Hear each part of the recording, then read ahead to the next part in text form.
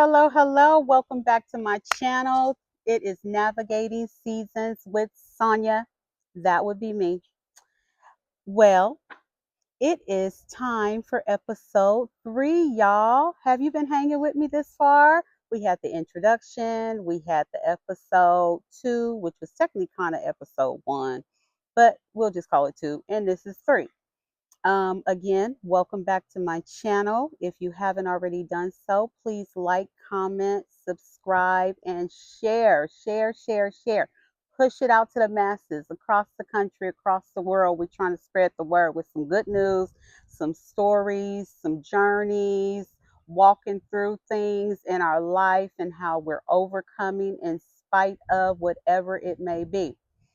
If you were with me for season 2, I actually shared the beginning of my journey dating back from 30 years. So I'm not going to go back to that. I'm going to kind of pick up where I left off, which was once I was diagnosed with the type 2 diabetes in 2005, and then what transpired from there. And as I mentioned before, when you get these types of diagnoses, um, they monitor. You have to do blood work like quarterly to see where your numbers are and how things are operating on the inside, because no matter how good we may look on the outside, how we may be feeling, it could be things going on the inside that we're not even aware of, y'all.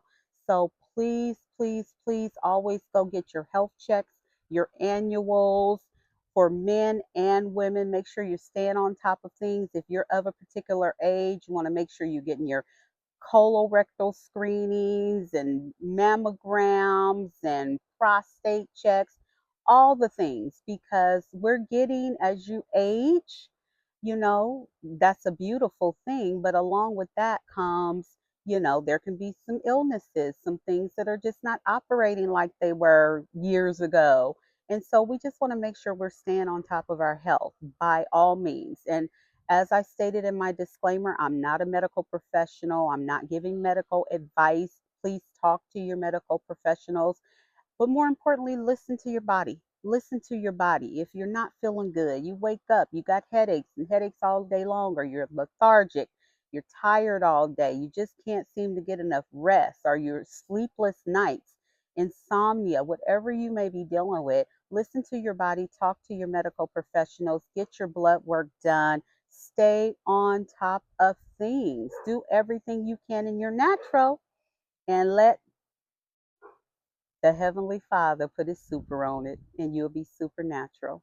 So, with that being said, I'm just going to jump into kind of where I left off with being diagnosed with the type 2 diabetes, cocktail of medications, going through the motions for years, trying to do everything I can. I was hiking, I was boxing, I was kickboxing, I was dancing, I was doing cardio fitness, I was in the pool, I was strength training. I was doing everything to just try and get my body together. I was eating right. Eventually, I went from eating, you know, food I grew up on to eliminating certain foods from my diet, starting with animal products.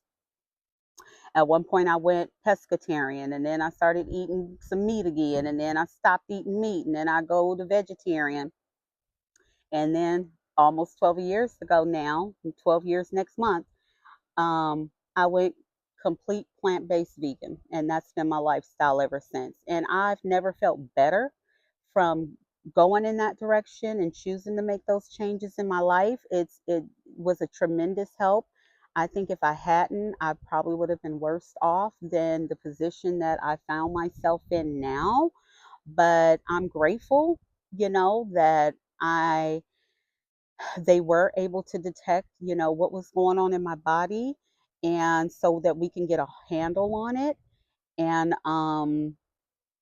so that's where I am. So back in 2024, just 2 years ago, there was some major changes going on in my life. My company, we were really hit hard after COVID, like a lot of companies were, and a lot of people lost jobs and companies shut down and whatnot. So we were able to hang on for quite some time.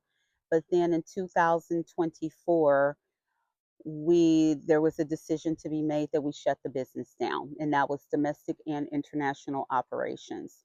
And so that's what happened. And in shutting the business down, I lost health care. We all lost health care that were a part of the organization.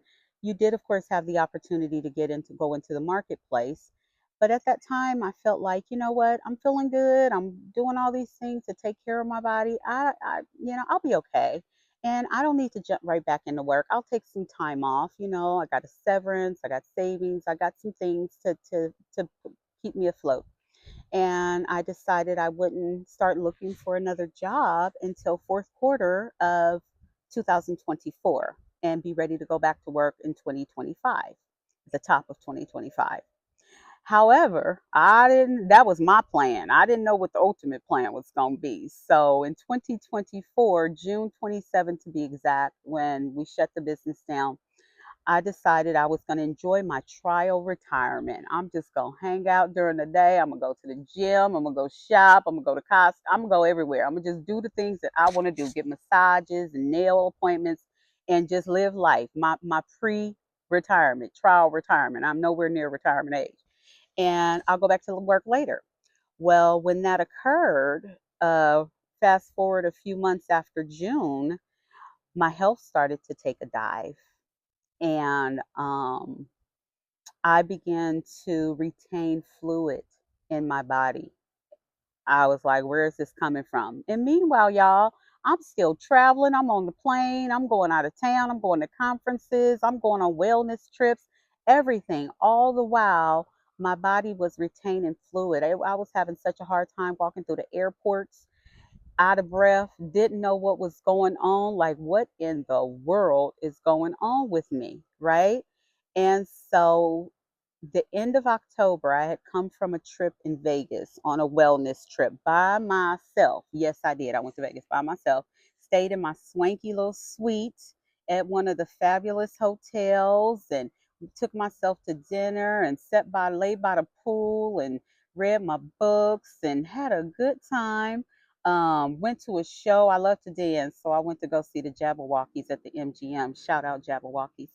And had a great time, but I was in pain, and I couldn't understand why my legs were full of fluid and it was coming up my knees and all the things. And so thankfully, I was able to make it back home from my trip, and I was back 1 week, and I thought I was sick. I thought I had a cold or didn't know what was going on. And come to find out, by the end of that week, um, I couldn't even sleep. I couldn't lay down in my bed. I felt so congested in my chest because I had fluid in there. I thought I was just had a cold. And I had all this fluid on my body, and I was like, "Oh my God, I didn't have health insurance. What am I going to do?" And but one thing that's important to know, if ever you're without health insurance, you can go to any ER hospital. They cannot turn away service. They can't turn you away. They have to treat you. And so, lo and behold, that Friday night, I had the worst night. I couldn't sleep. I had to sleep sitting up in my bed because if I laid down, I felt like I was going to drown. I was so congested. And so that next morning, Saturday, I made it up in my mind. I'm going to shower. I'm going to get myself together, pack me a little bag with my snacks, my fruit, my book, my crossword puzzle. And I drove myself to ER. And I drove myself to ER. I parked the car, and I'm getting out the car to walk into the ER, and I was out of breath. I was out of breath. I just about passed out trying to walk into the hospital. I get inside, and the lady takes one look at me and says, "Are you okay?" And I said, "I don't know." And she said, "Oh my God, we're going to get somebody for you right away." And so they got somebody to come and get me, take me through triage, do all these things, got me back in the ER in a room, had me there, brought in the big machines to scan my chest to see what was going on inside. And they was taking blood and doing all the things. So I was in that room, and then the doctor comes in and says, "Miss Finley, you're not okay." And I said, "I've been better." And he said, We're keeping you because you have 40 pounds of fluid on your body. 40 pounds. And I said, whoa, that's a lot. He said, yeah. He said, it is a lot. And it's all in your chest, in your lungs, and you could have drowned and died because of all this fluid on your body. So we're admitting you. We have to get this fluid off of you. And I said, okay. I mean, what was I gonna say? Was I gonna leave? I ain't gonna leave. And so they, got things together, took me up to my room. Mind you, no one knew. My family didn't know. My son didn't know. No one knew what was going on because I tend to keep things under wraps. I keep things to myself, which is also not a great thing because you should share with your loved ones. People should know what's going on with you so they can be there to support you, to help you through it, or at the very least, I could have passed out in my house and my son come home and find me laid out in the room. And, and I would feel horrible if that would happen. So they admitted me. I then proceeded to send a text message to my family, my son, call and say, hey, I'm in the hospital. Of course, everyone's like, why? What are you doing in the hospital? And they proceeded to come up to the hospital, and that's when I had to come clean about what was going on with me. And my son was distraught. It just, I'm his mom. I'm, his only mom. He's my only son. And it really hurt him a lot. And hurting him hurt me. And all the while, I thought that I was trying to protect him because I didn't want him to be worrying about me. Big mistake. I should have never done that. He's an adult after all. It's not like he's a child. So I had to open up and promise that I wouldn't keep things from him and share these things with him no matter what, because that wasn't right for me to do. So when that occurred, that was November 2nd, 2024. Like I said, my job, my company shut down June 27, 2024. I was enjoying my trial retirement, traveling, having a good old time. And then November 2nd, I ended up in the ER and admitted to the hospital. That hospital stay was 2 weeks long. And there was just so much going on. So I just wanted to share that. And I'll stop there and we'll pick it up on our next episode with what happened, what transpired after admittance into the hospital, and where we go from there. Um, Again, thank you for joining. I hope this was a good investment of your time. I hope you tune back in. I hope you share this video, share my channel, share these messages, talk to your loved ones. If you're walking through a season, share, share, talk with someone. It's healing in sharing. It's healing and it helps you. It truly does. It's taken me a while to get here, and but I'm here now, and I'm not leaving. So I will keep sharing. I have so much more to share as it relates to my health, where we are now, my career, my finances, and just navigating this season and walking through this season and overcoming and thriving and being hopeful and having a different perspective on life. That's where I am right now, today, 2026. And we just go keep walking this thing out. All right.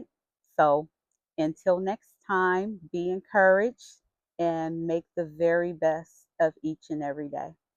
Smooches.